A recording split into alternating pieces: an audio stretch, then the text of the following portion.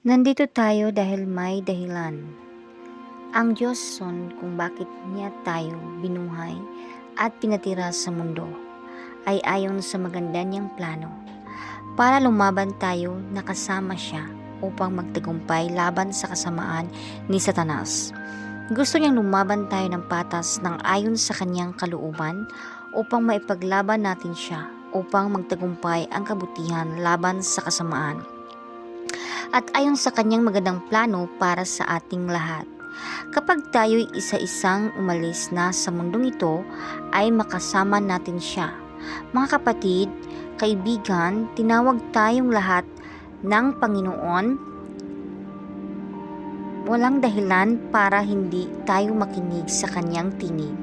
Tulungan natin ang ating sarili upang makamit natin ang tagumpay.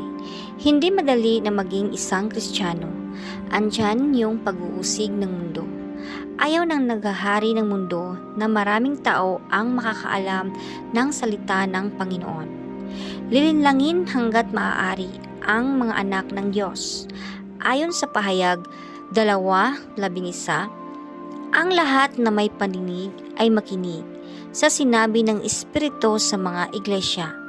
Ang magtagumpay ay hindi masasaktan ng pangalawang kamatayan. Anong ibig sabihin sa mga salitang ito? Alam naman natin ang katotohanan at alam natin kung anong dapat nating piliin. Bakit may magugulo pa ring buhay sa mga tao dito sa mundo? Kasi sila ang namili ng patutunguhan nila. Ano ba ang dapat gawin? Maaaring nalilito ang iba sa mga salita ng Biblia. Ngunit kung atin itong pag-aralan, makikita natin kung anong mas maayos na pamumuhay.